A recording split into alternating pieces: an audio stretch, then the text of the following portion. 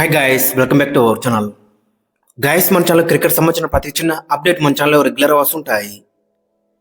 ఇంకా మన ఛానల్ని సబ్స్క్రైబ్ చేసుకోకపోతే గాయస్ వెంటనే సబ్స్క్రైబ్ చేసుకోండి అండ్ పక్కన బెల్ని యాక్టివేట్ చేయండి. అండ్ అదే ఇంకా మా వీడియోని లెక్ చెప్తే గాయస్ వెంటనే లెక్ చేసి మన వీడియోలకి అయితే ఎంటర్ అవుదాం. గాయస్ తప్పకుండా లెక్ చేయండి. లెక్ చేస్తే మా వీడియో మార్కెట్కి ఫాస్ట్ రీచ్ అవుతుంది. గాయస్ వీడియోకి ముందు ఒక చిన్న రిక్వెస్ట్ ఏంటంటే ఒక్కసారి ఈ చిన్న క్లిప్ అయితే చూడండి. దాదాపు 90% సబ్స్క్రైబ్ చేసుకోకుండా చూస్తున్నారు. గైస్, మన ఛానల్లో క్రికెట్ సంబంధించిన ప్రతి చిన్న అప్డేట్స్ రెగ్యులర్గా వస్తుంటాయి కాబట్టి ఖచ్చితంగా మన ఛానల్ అయితే సబ్స్క్రైబ్ అయితే చేసుకోండి. ఇక రాబోయే రోజుల్లో మంచి కంటెంట్ అయితే వస్తూ ఉంటుంది మన ఛానల్లో. ఇక ఇండియా వర్సెస్ వెస్టిండీస్ ఈ మ్యాచ్ ఎవరు గెలిస్తే వాళ్ళు సెమీస్కి అయితే వెళ్తారని చెప్పుకోవచ్చు. మన టీమిండియా గెలిస్తే మన టీమిండియా వెళ్తుంది, అండ్ వెస్టిండీస్ గెలిస్తే వెస్టిండీస్ వెళ్తుంది. బట్ ఒకవేళ గిట్ట వర్షం పడి మ్యాచ్ రద్దయితే మరి ఏ టీం వెళ్తుంది? అప్పుడు నెట్ రన్ రేట్ అనేది పిక్చర్లోకి అయితే వస్తుంది. నెట్ రన్ రేట్ చూసుకుంటే వెస్టిండీస్ది +1.79 అనేది ఉంది. మరోవైపు మన టీమిండియా నెట్ రన్ రేట్ చూసుకుంటే -0.100 అయితే ఉంది. సో కాబట్టి నెట్ రన్ రేట్ విషయంలో వెస్టిండీస్ది ఎక్కువ ఉంది కాబట్టి వెస్టిండీస్ అయితే సెమీస్కి అయితే వెళ్తుంది. సో కాబట్టి మన టీంలో గత మ్యాచ్లో ఇంకొంచెం మంచిగా బౌలింగ్ వేస్తే గిట్ట కొన్ని ఎక్కువ రన్స్ తేడాతో గెలిస్తే గిట్ట నెట్ రన్ రేట్ అనేది కొంచెం వెస్టిండీస్ కంటే ఎక్కువ ఉండేది. బట్ అక్కడ కొంచెం మనలో అయితే డిసప్పాయింట్ అయితే చేసిళ్ళు. బట్ ఓవరాల్ చూసుకుంటే ప్రస్తుతానికి వెదర్ రిపోర్ట్లో ఎటువంటి వర్షం అయితే లేదు. అది హ్యాపీ న్యూస్ అని చెప్పుకోవచ్చు మన టీం పాయింట్ ఆఫ్ వ్యూ చూసుకుంటే. మరి ఇక్కడ యూజువల్గా వికెట్ చూసుకుంటే ఐపీఎల్లో మనం చూసినాం కదా, స్పిన్నర్లకు ఫేవరెట్ అవుతుంది. బట్ ఇక్కడ ట్రూ వికెట్ అని చెప్పుకోవచ్చు. బ్యాటర్లకు మంచిగా రన్స్ కొడుతున్నారు అండ్ బౌలింగ్లో కూడా మంచిగా వికెట్స్ అయితే వస్తున్నాయి. ఇక్కడ మొత్తం 15 మ్యాచ్ల్లో T20లో చూసుకుంటే 7 మ్యాచ్లు ఫస్ట్ బ్యాటింగ్ వేసి గెలిచిలు, 8 మ్యాచ్లు సెకండ్ బ్యాటింగ్ వేసి అయితే గెలిచిలు. ఆవరేజ్ ఫస్ట్ ఇన్నింగ్స్ స్కోర్ చూసుకుంటే 159 అయితే ఉంది. మనకి క్లియర్గా కనబడుతుంది. ఫస్ట్ బ్యాటింగ్ వేసినా సెకండ్ బ్యాటింగ్ వేసినా ఈక్వల్గా ఉంటారని చెప్పుకోవచ్చు. ఇక వీరి మధ్య హెడ్ టు హెడ్ చూసుకుంటే మొత్తం 30 మ్యాచ్లు జరిగినాయి T20 ఐస్లో. 19 మ్యాచ్లు మన టీంనే గెలిచింది, 10 మ్యాచ్లు వెస్టిండీస్ అయితే గెలిచింది, ఒక మ్యాచ్ నో రిజల్ట్గా ముగిసింది. అదే T20 వరల్డ్ కప్స్లో చూసుకుంటే మొత్తం 4 మ్యాచ్లు అయితే జరిగినాయి వీరిద్దరి మధ్య. దాంట్లో మన టీంది ఒకటి గెలిచింది, వెస్టిండీస్ 3 మ్యాచ్లు అయితే గెలిచింది. ఆ ఒక్క మ్యాచ్ కూడా 2014 అయితే గెలిచింది. కొంచెం T20 వరల్డ్ కప్స్లో అప్పర్ అండ్ ఉన్నప్పుడు కూడా రీసెంట్ టైమ్స్లో మన టీంలో ఏ విధంగా రాస్తుందో మనకు తెలుసు. సో కాబట్టి ఖచ్చితంగా మన టీంలో గెలిచే ఛాన్స్ ఎక్కువ ఉన్నప్పుడు కూడా ఏమాత్రం కూడా వెస్టిండీస్ని అయితే తక్కువ అంచనా వేయరాదు. ఎందుకంటే వాళ్ళకి చాలా డీప్ బ్యాటింగ్ లైనప్ ఉంది. గత మ్యాచ్లో మనం చూసినాం కదా, మరి వాళ్ళు ఇనిషియల్ వికెట్స్ అన్ని ఓడిపోయినా కానీ సౌత్ ఆఫ్రికాకి అగెనిస్ట్గా మరి లాస్ట్లో రొమరే షెర్ఫర్డ్, జేసన్ హోల్డర్ ఏ విధంగా ఒట్టిల్లో మనకు తెలుసు.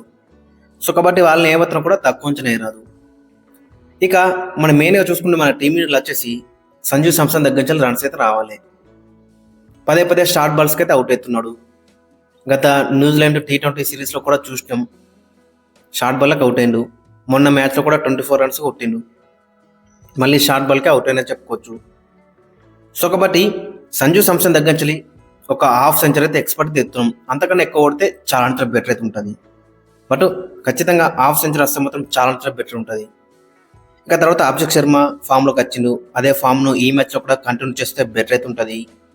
ఇక తర్వాత తీసుకుంటే కెప్టెన్ సూర్యకుమార్ యాదవ్ రన్స్ కొడుతున్నాడు, ఇషాన్ కిషన్ రన్స్ కొడుతున్నాడు, మంచి ఫామ్లో అవుతున్నారని చెప్పుకోవచ్చు. అండ్ మనకు బిగ్గెస్ట్ పాజిటివ్ ఏంటంటే తిలక్ వర్మ దగ్గర నుంచి రన్స్ అయితే వచ్చినాయి. దట్టు మంచి స్ట్రైక్ రేట్తోని. మంచి స్ట్రైక్ రేట్ మీన్స్ చాలా మంచి స్ట్రైక్ రేట్ అంటే 250 కంటే ఎక్కువ స్ట్రైక్ రేట్తో లాస్ట్ మ్యాచ్లో రన్స్ అయితే కొట్టిండు. సో అలాంటి నాకే ఈ మ్యాచ్లో కూడా ఎక్స్పర్ట్ తెస్తున్నాం తిలక్ వర్మ దగ్గర నుంచి. మరి నెంబర్ 5 వస్తాడా, నెంబర్ 6 వస్తాడా? సో అలాంటి ఫినిషింగ్ టచ్ అయితే ఎక్స్పర్ట్ అయితే ఎత్తున్నాం తిలక్ వర్మ దగ్గర నుంచి. ఒకవేళ గిట్ట పవర్ ప్లేలో 2 వికెట్లు ఆడితే గిట్ట తిలక్ వర్మ వస్తేనే బెటర్ అయితే ఉంటుంది. ఇంకా హార్దిక్ పాండ్యా బ్యాటింగ్లో మంచి ఫామ్లో ఉన్నాడు, బౌలింగ్లో కూడా వికెట్స్ అయితే ఎక్స్పర్ట్ ఎత్తున్నాం. ఇంకా శివన్ దుబే మరి యాజ్ ఏ ప్యూర్ బ్యాటర్గా ఆడుతున్నాడా, మరి ఫీల్డింగ్లో కానీ బౌలింగ్లో కానీ టూ మచ్ డిసప్పాయింట్ అయితే తెచ్చేస్తున్నాడు. సో కాబట్టి ఖచ్చితంగా తన దగ్గర నుంచి ఆల్ 3 డిపార్ట్మెంట్స్లో ఈ మ్యాచ్లో మంచి పర్ఫార్మెన్స్ అయితే ఎక్స్పర్ట్ ఎత్తున్నాం. అండ్ మెయిన్గా మనకి కన్సర్న్ ఏంటంటే వరుణ్ చక్రవర్తి బ్యాక్ టు బ్యాక్ 2 మ్యాచెస్లో కూడా టూ మనీ రన్స్ అయితే ఇచ్చిండు. దట్టు వికెట్స్ కూడా ఎక్కువ రాలేవు. సో ఈ ఆల్ ఇంపార్టెంట్ మ్యాచ్ ఇది కాదు, ఇంకా మనం ఒకవేళ క్వాలిఫై అయినా కానీ సెమీఫైనల్ ఉంది, ఆ తర్వాత ఫైనల్ ఉంది. సో కాబట్టి వరుణ్ చక్రవర్తి దగ్గర నుంచి ఈ మ్యాచ్లో మరి ఇతని దగ్గర నుంచి మంచి స్పెల్స్ అయితే ఎక్స్పర్ట్ ఎత్తున్నాం. ఆయన వికెట్స్ కూడా ఒక 3-4 వికెట్లు అయితే ఎక్స్పర్ట్ ఎత్తున్నాం. మరి ఏ విధంగా కంబ్యాక్ చేస్తున్నారంటే ఇంట్రెస్టింగ్ కనబడుతుంది. సౌత్ ఆఫ్రికాకి అగెనిస్ట్గా ఓవర్కి 11.8 రన్స్ అయితే ఇచ్చిండు. అండ్ జింబాబ్వేకి అగెనిస్ట్గా కూడా చాలా ఎక్కువ రన్స్ అయితే ఇచ్చిండు. సో మరి ఈ మ్యాచ్ ఏ విధంగా కంబ్యాక్ చేస్తున్నారనేది ఇంట్రెస్టింగ్ కనబడుతుంది. ఇక ఫైనల్గా ప్లేయింగ్ లెవెన్ అక్కడ మనం చూసుకుంటే అభిషేక్ శర్మ అండ్ సంజు సామ్సన్ ఓపెనింగ్లో బరిలోకి దిగుతారు. నెంబర్ 3 వచ్చేసి ఇషాన్ కిషన్, నెంబర్ 4 వచ్చేసి సూర్యకుమార్ యాదవ్, నెంబర్ 5 వచ్చేసి తిలక్ వర్మ, నెంబర్ 6 వచ్చేసి హార్దిక్ పాండ్యా, నెంబర్ 7 వచ్చేసి శివన్ దుబే, నెంబర్ 8 వచ్చేసి అక్షర్ పటేల్, నెంబర్ 9 వచ్చేసి హర్షదీప్ సింగ్, నెంబర్ 10 వచ్చేసి జస్ప్రీత్ బుమ్రా అండ్ నెంబర్ 11లో వరుణ్ చక్రవర్తి. ఇక మరోవైపు వెస్టిండీస్ విషయానికి వస్తే వెస్టిండీస్ చాలా బెటర్ రాణించింది ఓవరాల్గా ఈ వరల్డ్ కప్లో చూసుకుంటే. బట్ వాళ్ళకి గుడ్ బౌలింగ్ అటాక్ అయితే తగలలేదు. అంటే మొన్న సౌత్ ఆఫ్రికా అగెనిస్ట్గా ఒక మంచి సైడ్ అయితే తగిలింది. అంతకుముందు గ్రూప్ స్టేజ్లో కానీ జింబాబ్వేకి అగెనిస్ట్ కానీ వాళ్ళకు పెద్ద బౌలింగ్ అటాక్ అయితే మంచి బౌలింగ్ అయితే ఎదుర్కోలేరు. సో కాబట్టి వాళ్ళకు కూడా పెద్ద టాస్క్ ఉంటుంది. ఎందుకంటే బుమ్రా ఉన్నాడు, హర్షదీప్ సింగ్ ఉన్నాడు, వరుణ్ చక్రవర్తి, అక్షర్ పటేల్, హార్దిక్ పాండ్యా, 5 గన్ బౌలర్స్ అయితే ఉన్నారు. సో వాళ్ళకి ఎగెనిస్ట్గా ఏ విధంగా రన్స్ ఆడది ఇంట్రెస్టింగ్ కనబడుతుంది. బట్ షిమ్రన్ హెట్మేర్ కానీ రోమన్ పౌల్ కానీ చాలా మంచి ఫామ్లో అయితే ఉన్నారని చెప్పుకోవచ్చు. And down the order Romario Sherfane Rutherford, Jason Holder కూడా చాలా బెటర్ రన్స్ ఉన్నారు. ఇక బౌలింగ్లో చూసుకుంటే మోతి గత మ్యాచ్లో 2 మనీ రన్స్ అయితే లీక్ చేసిండు. మరి ఈ మ్యాచ్లో అఖిల్ హుసేన్ ఏమైనా తీసుకొస్తారా అన్నది కూడా ఇంట్రెస్టింగ్ కనబడుతుంది. బట్ మన దాంట్లో 2 మనీ లెఫ్ట్ హ్యాండర్స్ ఉన్నారు కాబట్టి మేబీ రోస్టన్ చేస్తూనే వెళ్ళే ఛాన్స్ అయితే కనబడుతుంది. ఇక ఫైనల్గా ప్లేయింగ్ లెవెన్ అక్కడ మనం చూసుకుంటే Brandon King and Shai Hope ఓపెనింగ్లో బరిలోకి దిగుతారు. ఇక నెంబర్ 3లో సిమ్రాన్ హెట్మేర్, 4లో రోమన్ పవల్, 5లో షెర్ఫన్ రూథర్ఫుడ్, 6లో రోస్టన్ చేస్, 7లో రోమరియో షెర్ఫర్డ్, 8లో జేసన్ హోల్డర్, 9లో మాథ్యూ ఫోర్డార్, అఖిల్ హుసేన్, 10లో గుడికేష్ మోతి అండ్ 11లో షామర్ జోసెఫ్. ఈ విధంగా అయితే ఉంటుంది వీళ్ళ యొక్క కాంబినేషన్ వచ్చేసి.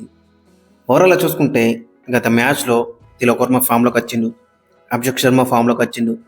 వీళ్ళిద్దరి దగ్గర నుంచి అదే ఎక్స్పర్ట్ తెస్తున్నాం. ఈ మ్యాచ్లో ఇంకా ఎక్కువ రన్స్ అయితే ఎక్స్పర్ట్ తెస్తున్నాం. అండ్ కెప్టెన్ సూర్యకుమార్ యాదవ్, సంజు సామ్సన్ దగ్గర నుంచి కూడా రన్స్ అయితే ఎక్స్పర్ట్ తెస్తున్నాం. మెయిన్గా చూసుకుంటే బౌలింగ్లో వచ్చేసి వరుణ్ చక్రవర్తి దగ్గర నుంచి కూడా మంచి స్పెల్ అయితే ఎక్స్పర్ట్ తెస్తున్నాం. గైస్ ఓవరాల్గా చూసుకుంటే ఇది. అండ్ మీ యొక్క ఒపీనియన్ అయితే కింద కామెంట్స్ అయితే మెన్షన్ చేయండి. అండ్ మీ యొక్క ప్లేయింగ్ లెవెన్ కూడా కింద కామెంట్స్ అయితే మెన్షన్ చేయండి.